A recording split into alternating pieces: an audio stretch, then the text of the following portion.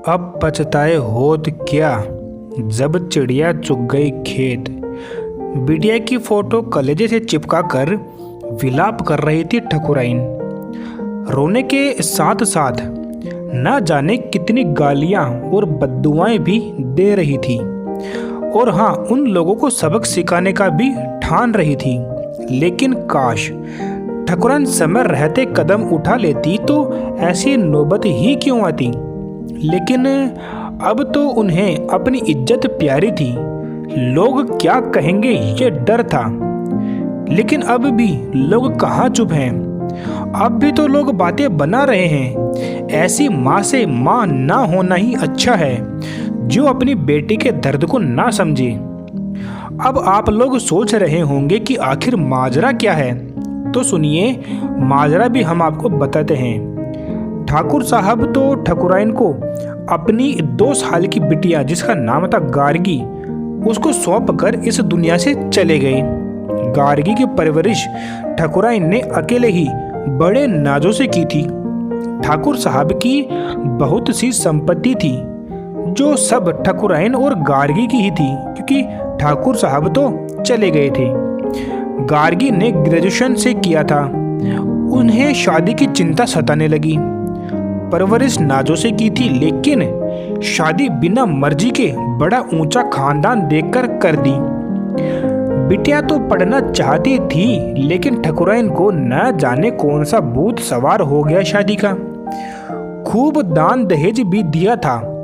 आखिर ठकुराइन के बाद सब गार्गी का ही तो था। सुना था सब लोग बड़े खुले विचारों के थे, लेकिन अंदर की बातें कौन जानता था।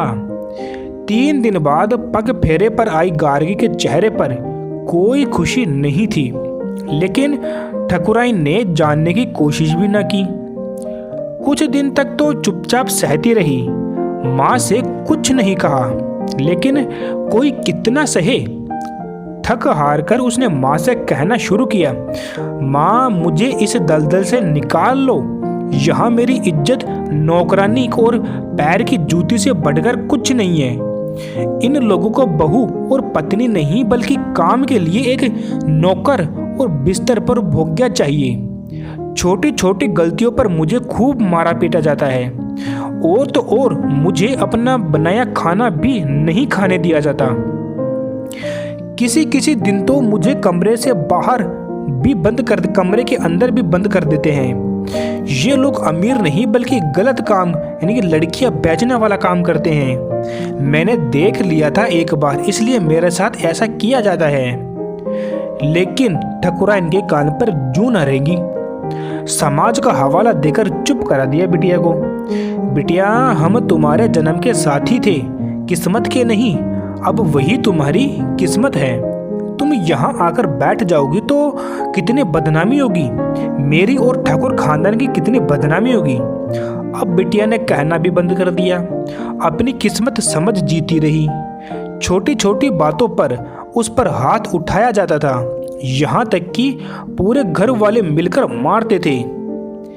एक दिन तबीयत खराब होने पर सुबह उठने में देर हो गई। छोटी सी बात के लिए पूरे घर वालों ने मिलकर मारा, और मरा समझकर छोड़ दिया। इतना बुरा मारा कि उसे मरा हुआ समझकर छोड़ दिया। उन्होंने मरा समझकर छोड़ा था, लेकिन ईश्वर की लीला देखिए, वो सच में इस दुनिया से चली गई। फोन करके ठकुराइन को सूचना दी गई, जल्दी आइए, आपकी बिटिया गार्गी को पता नहीं क्या हो गया है। ठकुराइन पहुंची। गार्गी की हालत देखकर सन्न रह गई। उन्होंने जल्दी से गार्गी को गाड़ी में बैठाया और हॉस्पिटल निकल पड़ी। बिना किसी से कुछ बोले वो वहां पहुंचने पर डॉक्टर ने जो बताया सुनकर ठकुराइन को शौक लग गया। आपकी बिटिया 2 घंटे पहले ही मर चुकी है। अब क्या कर सकती थी ठकुराइन, सिवाय पछतावे के। गार्गी को ससुराल न ले जाकर सीधा घर ले गई। उसकी ससुराल से कोई हॉस्पिटल झांकने भी नहीं आया, यहाँ तक कि उसका पति भी नहीं आया। यहीं से उसका अंतिम संस्कार किया गया। जिस माँ की कोख से उसने जन्म लिया था, उसी माँ की आंखों के सामने इस दुनिया से चली गई। और माँ झूठी शान में कुछ ना कर सकी। ब्रह्म भोज का कार्यक्रम खत्म होने के दूसरे दिन बिटिया की फोटो कलेजे से चिपकाए जोर जोर से रोए जा रही थी। अचानक रोना बंद करके उठी और चल पड़ी गार्गी के ससुराल, अत्याचारियों को उनकी सजा दिलाने। ऐसी ही और सच्ची कहानियाँ सुनने के लिए आप हमारे इस चैनल को सब्सक्राइब करें। धन्यवाद।